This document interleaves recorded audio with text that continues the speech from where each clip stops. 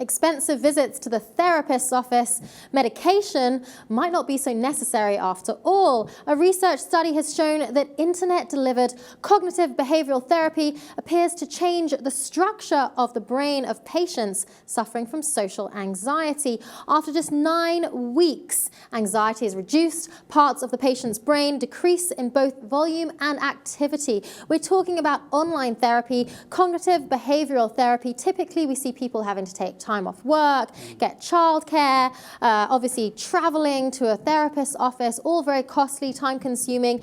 This is video tutorials, emails back and forth, online therapist sessions. People can just do them at home, and this study showed that after 9 weeks of online therapy, the structure of the brain actually changed in a positive way, and people were able to curb their social anxiety.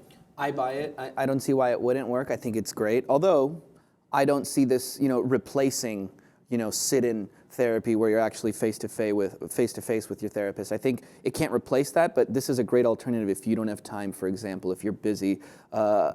And you know what? I mean, it's kind of a story now. People are like wondering, wow, that's interesting that you could do this over the internet.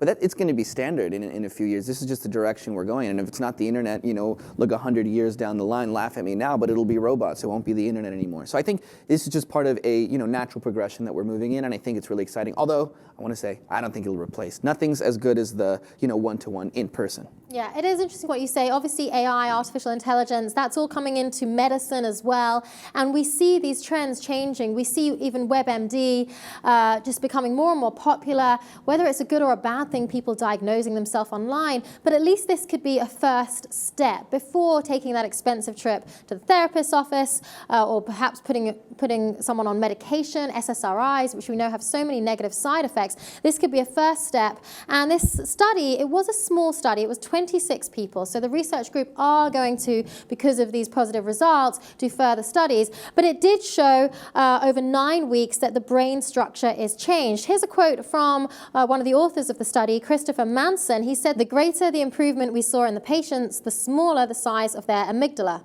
The study also suggests that the reduction in volume drives the reduction in brain activity. What we're seeing is that the way we approach medicine is changing. This research will go further to conduct a bigger study to see if we can actually reduce the need for medication and trips to the therapist's office and treat people with online therapy.